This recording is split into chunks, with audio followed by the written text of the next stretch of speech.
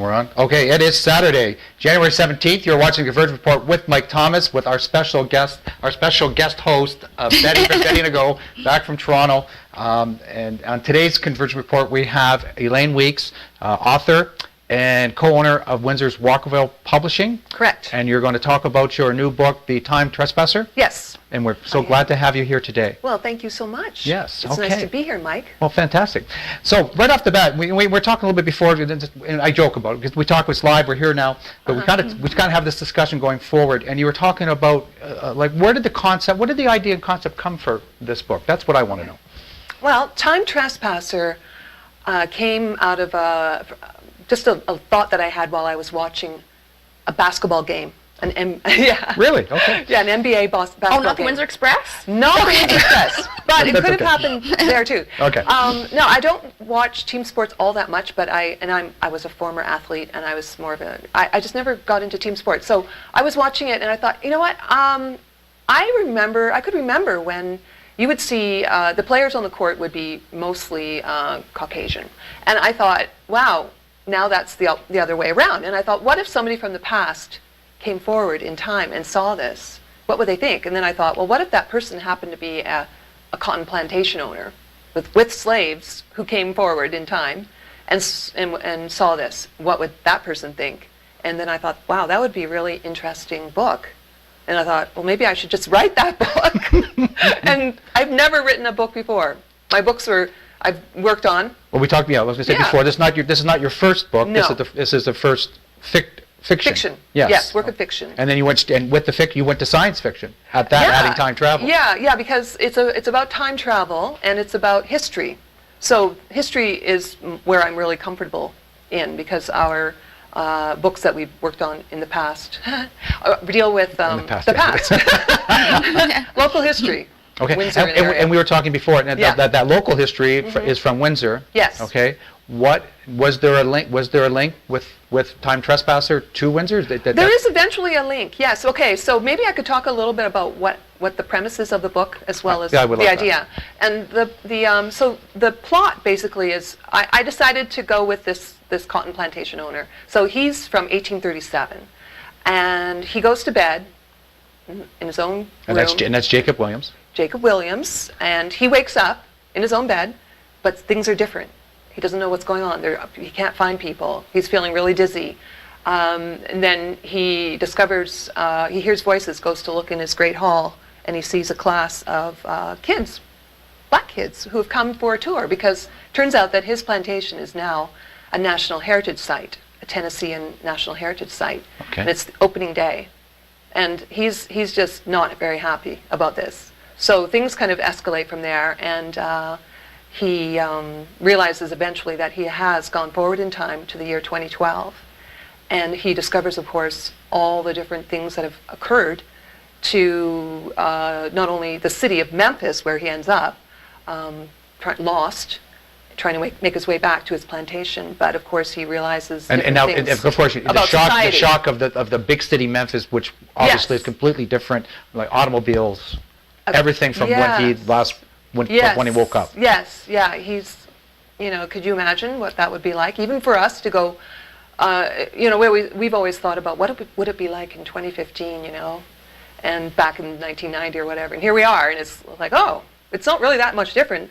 However, if you're going almost 175 years forward in time, where you've got the invention of everything from electricity to telephones to cars, computers. We've seen it. Buildings are different. History in school, we've gone through it even step by step, or a little bit behind, or from our parents, just to wake up, bang, 150. It's total shock value. It's like a Rumpelstiltskin, only he hasn't aged at all. He's just in the future, and but of course, everything is different, and he of course wants to get back, because when he realizes how much society has changed, he understands that he's now powerless, he's now penniless, he's now homeless, nobody's alive that he knows. He somehow thinks, well, if I can only just get back to where I feel that I belong, which is back in time, and how is he going to do that? So that's part of the story. But then I also trace the I look at who he's left behind. So there are, of course, his slaves, and some of them escape.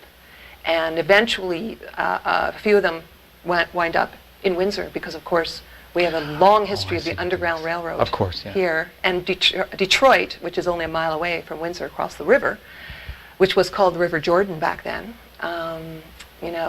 was at the terminus of the Underground Railroad for the U.S. And Windsor was the key entry point for the runaways. So to get to Detroit was a huge undertaking. And then, of course, there was always that final, we've got to cross the river and get to safety in Windsor. And so Windsor, being the southernmost city, or at that time it was still a village, because they get across in around 1850. For sure, yeah. It wasn't even a town yet. No. So I talk about what happens when they come over, and where they end up settling, etc. Because I think that it's really important to tie in our history in that respect, because we do have an incredible heritage in terms of our black community here, still to this day. Yeah, absolutely. With that question, are any of these characters based on real characters that you've spoken to? Because Windsor does have such a rich history. Did you speak to anyone who has ties, or who had ties to a plantation, or coming over and reaching? Yeah, I did. I have some acquaintances who in the black community who I did reach out to ask them what they thought and to give me some feedback, and to with the language especially, because I didn't want to the dialogue, etc.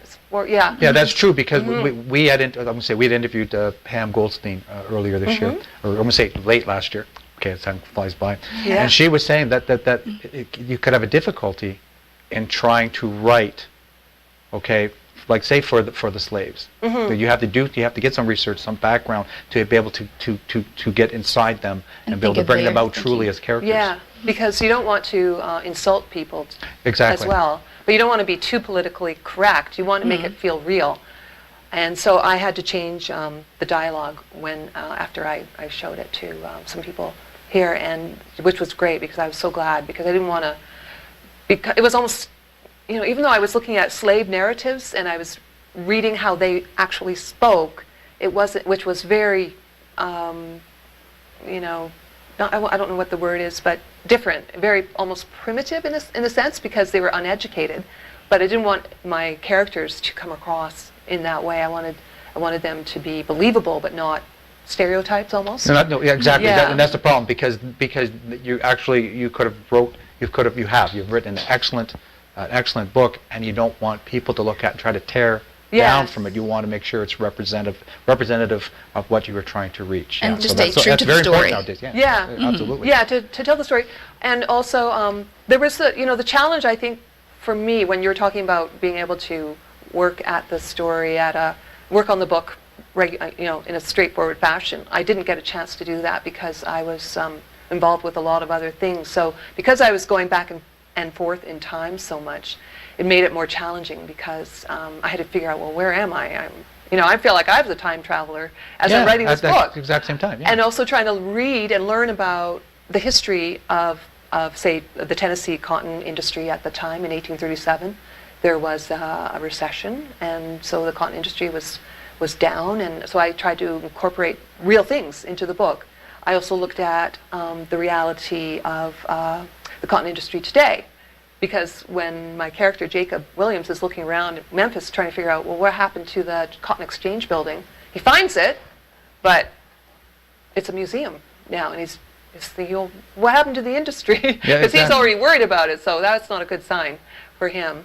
And I also wanted to include the current economic situation in Memphis and what had happened to the descendants of the escaped slaves. And I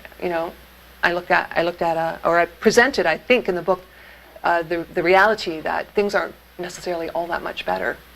So. And that's strange. Yeah, and that is strange if you're going with a time frame when you kind of build it in that way. That is kind of strange. In fact, parallelism. Yeah, in fact, Jacob actually remarks on that, because he ends up in a homeless center. So he's like, I guess they didn't go very far. You know? That's much better. Yeah, exactly. I'm sorry to laugh, but it's true. Sort of, That's kind of funny. It's And kind you must have been very concentrated, and your sense of awareness of things that are surrounding you must have been blown up as much too, because you have to be so aware of everything that's happening today, and even thinking of your mind like 20 years ago, right? Yeah, just trying to keep it in perspective, I guess. Looking at it, I kind of found like I tried to become my characters, I guess, in a way, and look at it through their point of view. Yes, that's the way to do it. And then, but but then turning it around and then trying to create some kind of like tension or we're trying to figure him out too. Like the people he encounters, they're trying to, what is this guy? When he ends up in a hospital, so he's because he's homeless essentially, they just assume he's a crazy homeless person. Crazy homeless person, as we see on uneducated with no destination. Right. I would say society hasn't grown. Right. That's really what hasn't happened. And then I realized after I wrote the book, which was after I thought about it for a bit, and I thought, you know what? How do we know that the people that we see on the street who are homeless aren't time travelers? Exactly. Yes, they'll give you a different perspective. They end up being the same. They have no home. They have no money. They have no identification. They're lost, and they seem crazy sometimes. So and they're totally okay with it. And people ignore them. Yes. People don't even pay any attention. They just don't want to see them. Yeah. So maybe there's time travelers walking our streets and we don't even know it. That is true. In this large galaxy that we have, I'm a believer that could happen. How long did it take you to write? You were saying you had creative ups and downs. Well, How it long did wasn't it take? as long. When I always look at books, how long it took them to write and how many people helped them and so forth, and I think, wow, did they even write that book? They had so many people working on it with them, it seems. Right. So, and sometimes it can take 8 or 10 years. So it took me just about 2.5 years. I got the idea in the summer of 2012, and it was during the Olympics, so I wanted to tie in the Olympics into the story. Oh. Believe it or not. Yeah. And so that's when the last Summer Olympics were, in 2012. Okay. And there's a reason why I wanted to do that, and you'll see that. People will see that when they read the book. Okay, very good. It's kind of an interesting reason. Okay. So, Okay. I'm gonna say I honestly went through about 3 or 4 chapters and tried to get a quick flavor to it, and it was my bad at the end. But I can tell you, I have been a voracious reader my whole life, and I can tell I'm that type of reader that I can tell immediately on whether or not you read that first 2 paragraphs, 3 paragraphs, maybe get through the first chapter, on whether or not it's a good read, good read for me, and it really drew my attention to it very quickly. And I'm going to tell you, I think for anybody, it's an excellent read, and you need to go get this book, and you're going to see how it flows. And I like the way that we have the back and the present, and the past, and the way you blended it back and forth. I really did, and it really does help the book move forward. I think that's my opinion. Just to let you know. Thank you. Yeah, Okay. I did really work hard on that. I wanted to make it believable as much as time travel could be, so because the topic is pretty interesting, I think it's intriguing already. So I think in that sense, I have an advantage, I guess, because I'm not just writing about a subject matter that may not be as interesting to people. There are so many people who love time travel. And that was the other thing I did when I researched time travel itself and how many people believe, first of all, and all the stories out there about time travel. And some of them, there's some that are so convincing you think, there might be something to this, And then there are other situations that you think, oh, come on, it's ridiculous. Like there's this one conspiracy that Obama was part of this Mars visitation program when he was in the 1990s, and he ended up on Mars, and people really believe that. They really, they absolutely. If they want to grab hold on something, they definitely can. Yeah. They can justify it, find the reason to believe. There's no doubt. So, and that doesn't mean that it's not out there. We have to look at our advances in our own technology, and we can't. I'll say it this way. I always kind of looked at the advances of past technologies. Okay, and we had reached certain steps in the world at that point in time. And then I've always kind of found that for some reason it was erased, and then we began again, and always try to find why. Like the Dark Ages. Yes, and then why was it erased? Why was brain surgery almost like it disappeared, and we had to reinvent it so many years later? Yeah. So you always try to search sometimes. What happened? What happened? What was the significant factor? Was it a time traveler? We Yeah, just who don't know. brought that information to us? That is true. Right? Yes, that's how I kind of look at it. Okay. Yeah. I was Really gonna good say, at that. as a writer, and you're also a voracious researcher, so when you're doing all these areas in different time and different places, a lot of these things that happened were true facts. So if you love history, you'll love this book as well. But a lot of it is also a little bit of fantasy, right? So did you get any of the ideas from your own dreams? From my own dreams, I'm trying to think. I do have really crazy, vivid dreams. So I don't know. I guess just I'm a very open-minded person. So I think maybe more from that sense. What if? And Yeah. also like what if? Like that was my thing. What if? What if this happened? But I did incorporate a couple of things that I had seen, and I kept them in the back of my mind. Where, for example, there's one of the characters sees somebody on the street who's a homeless person, and it's somebody that I had actually seen. It was a man with a little sign sitting on a comforter by the curb, and his sign reads, "My wife is pregnant, and I'm homeless. We're homeless. Can you please help?" And he just looked so despondent and depressed, and I just never forgot that person. So I put that person in my book. That comes, yeah, and that personal life experiences will definitely Yeah. enter into Yes. into that type of writing. There is no doubt. Yeah. So you've written a book. How do we get it to publish? What's that step? How did I get it into? Boom, yes. How did I get it to be published? Like I know you're with Walk for Publishing. Did you Yes. take care of yourself? Yes, Okay. we did. We thought, I had approached a couple of traditional publishing houses, and that was in the earlier stages of the book. Okay. And I got, I guess, rejected. But then I realized, it was probably too soon to send it because I changed it drastically from that point because that was about last year. So Okay. it was like halfway So, through. so we call it did you have 2 rewrites, 3 rewrites, or just we're fine tuning it? Oh my goodness, I think probably, when you say rewrites, that to me conveys the sense that the whole book was rewritten. But what you're talking about maybe is revisions? Revisions. Yes. Yeah, okay, that's revisions. better. Much better. Yes, okay. I would say that it went through a process of maybe 8 to 10 pretty good revisions, like big time revisions where I realized I had to eliminate and I had to add and then I Okay, had to yeah. switch chapters forward, move the other ones back. Oh, really? Combine chapters, and also change names of characters. A lot of my names, we think we were maybe hinting at that earlier, are real people.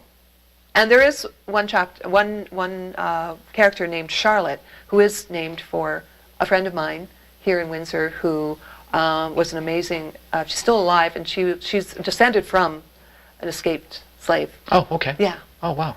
So she doesn't even know this yet. I haven't called her to tell her. I hope to do that soon, because I think she'll like that. It's a good character. Okay. And saying that we're kind of looking at, I want to talk about the artwork. Oh yeah, the artwork. Okay. Right. And Now, what inspired the artwork? yes. But what inspired the work, and how did you look at that and say that's what it is? Like, how did it hit you? Yeah, I had another idea for the cover initially, where I wanted it to be more maybe more representative of slavery. So I had found a bullwhip, and I had the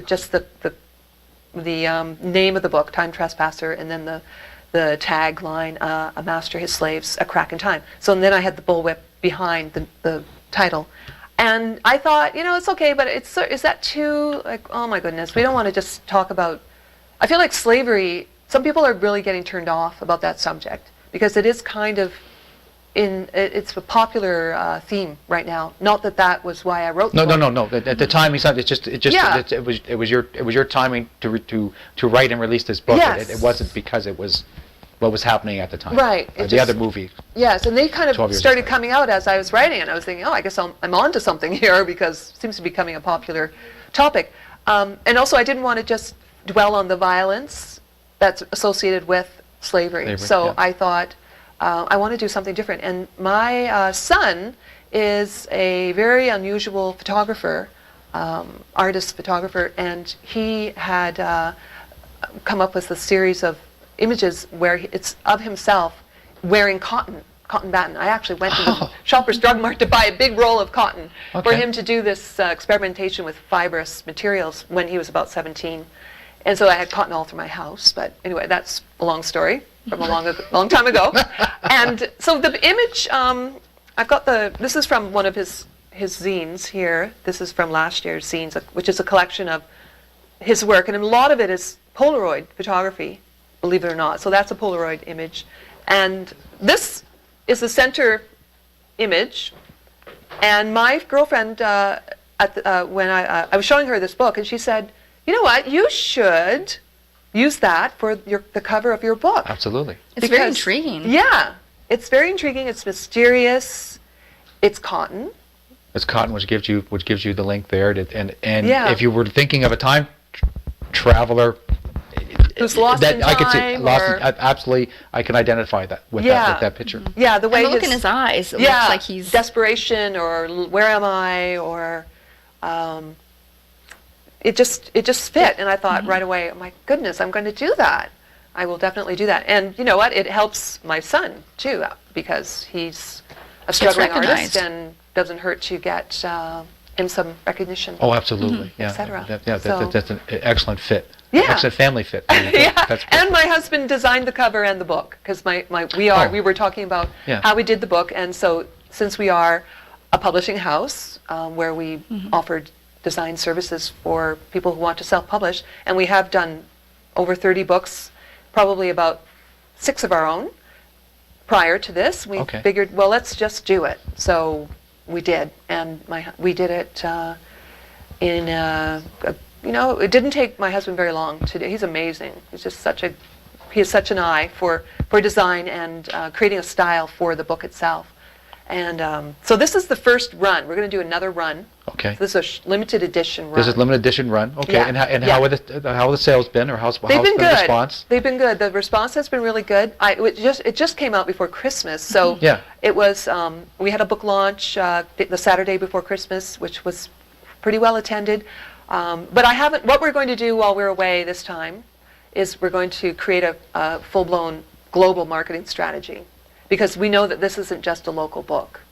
No, it's not. No, This it has to be given out and reached out for more opportunity. Yeah, There's no yeah. This doubt. is definitely a book that anyone in the world would read and would get something out of. Okay, so how Yeah. would that work then? So how would you take it from, say, a local launch? Mm-hmm. How are you building it? Well, Who do you seek out? The strategy will involve sending the book out to key people in the States who I think would be interested in the book. And the trick is trying to find the people who will make sure that they will see the book. Like, I'd love to get one to Michelle Obama, for example. Oh. Of course, Oprah.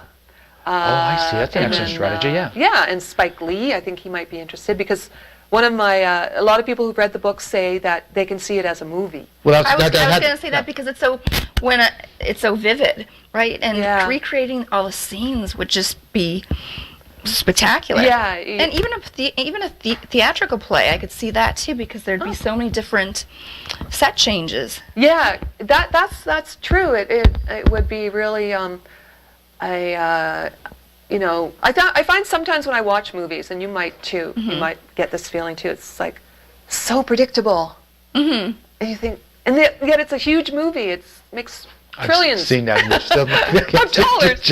And I think I tried to make my book, and the ending is unpredicted. So Okay. yeah, and because I think that we don't want to. I want to give people.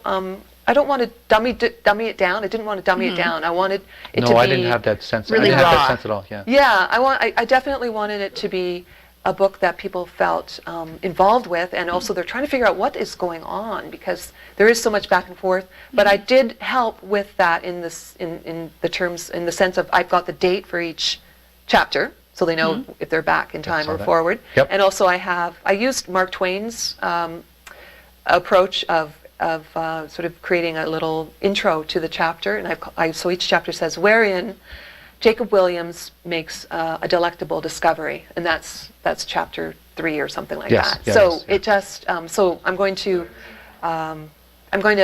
I just thought it might help the reader a little bit figure out, well, where are we in time and No, place. keeps everybody on the Yeah. That's what you. Yeah. I don't want to make it confusing. I just no. want people to And again, be I think that's excited. an excellent Okay, literary good. strategy. I think that's perfect. yeah. Okay. And I think you, thank sorry, you. I Yeah. was going to say, I think you developed your characters really well. And sometimes what makes a really good movie and a movie that's not so great is character development, because you need to really feel that character. And I feel that you've really portrayed that with them. Oh, thank you. Yeah, I did that with my main character in regards to his slaves. Is named Sadie, and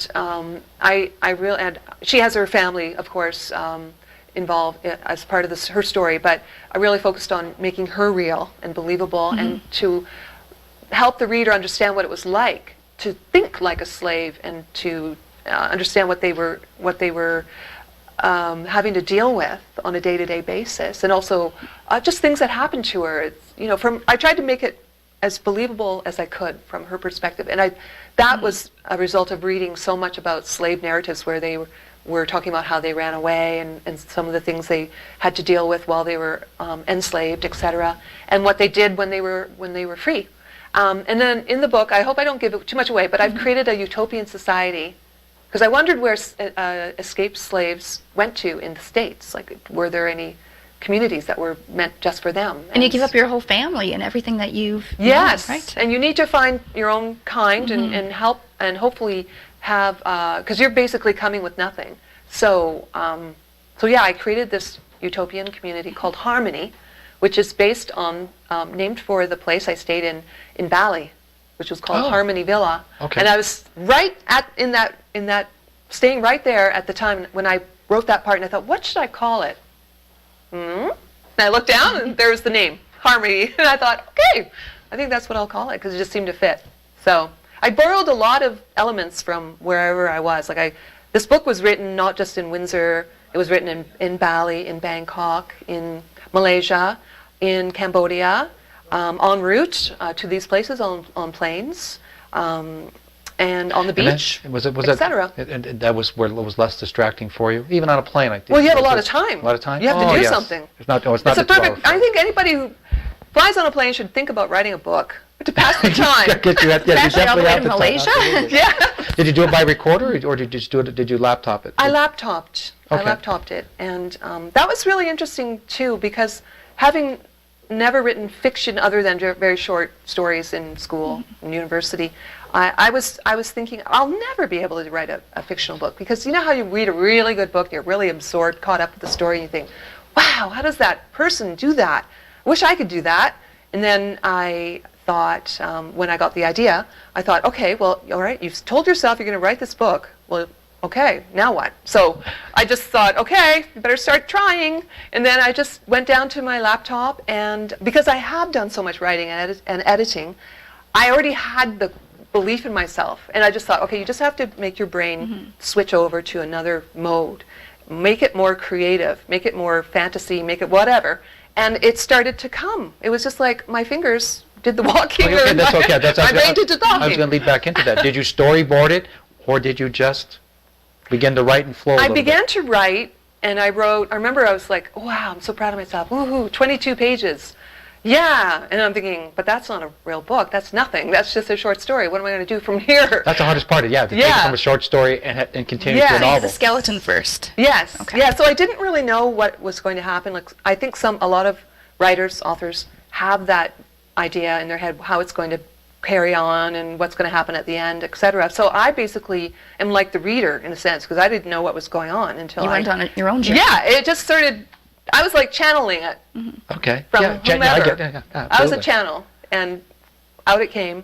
And but the revisions were the real challenge for me, because I had people read it. I had first look readers who read my a draft that I felt relatively comfortable with this past spring in April, and they gave me feedback.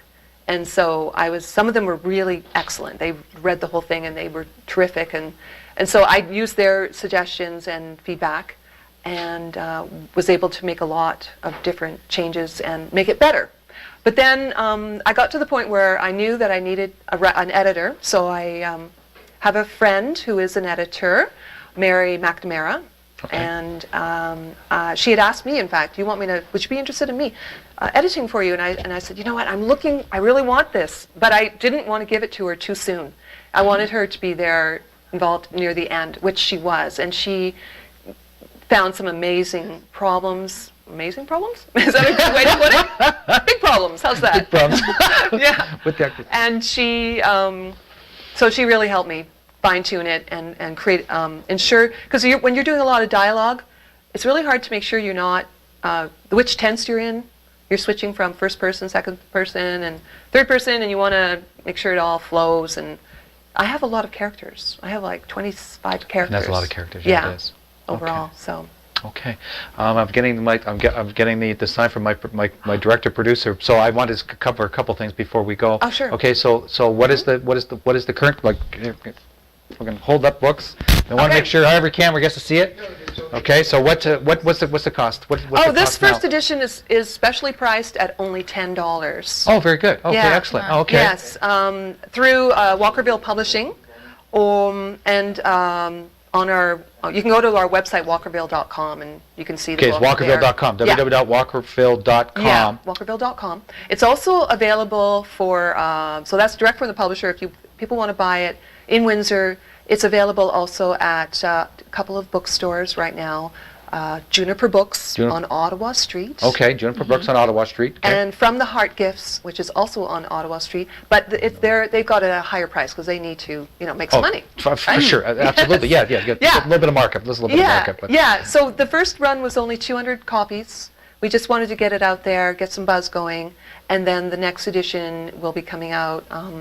It's on Amazon.com. And I did see it on Amazon.com. Yes. And they were like about $13.95 yeah, it's about or 13 something. Yeah, something like that, yeah. Yes, and so I have made some revisions, more revisions, because when you read through it after it comes out, then of course you see things. So I thought, okay, I'm going to add some more stuff. I found some more things, and I added some more to the characters, etc. And okay.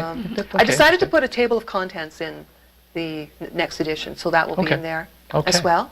And that will be uploaded to Amazon pretty soon, so people will get the second edition if they go on Amazon.com. But if you want the very first one, then get this one. This is the one. This is the first edition. This is what you need. Time Trespasser by Elaine Weeks. Yes. Okay, and from www.walkerville.com, check it out and get a hold of them, and they'll make sure you get their copy. I have to thank you very much for being with us today, Thank you, Elaine. Mike. It's great to be here. I appreciate And the you're traveling, and opportunity. you're going to hope you have an excellent trip. Where are you going? Well, first we're going to Thailand, then we're going to Bali. Oh, back cool. to Bali, nice. Yeah. Yeah, and work on maybe some new projects. Excellent. Yes. Because you're going to have the time on the plane. That's right. So your next book is going to be fiction as well. It will. It might be a sequel.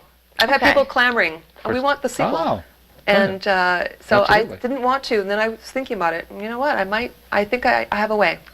Okay. So with that, thank you very much for watching the special Convergence Report with Mike Thomas and Betty Goodell from Betty to Go, and of course our special guest Elaine Weeks. I'll see you. Watch this on HD. Watch this on HD. Remember, put on HD. The HD section and watch the On YouTube. Yeah, check us out on the Knockstrom Run on YouTube, and you can see this. Again, this is live stream, but you can see it on YouTube at Knockstrom Run. Watch it on HD.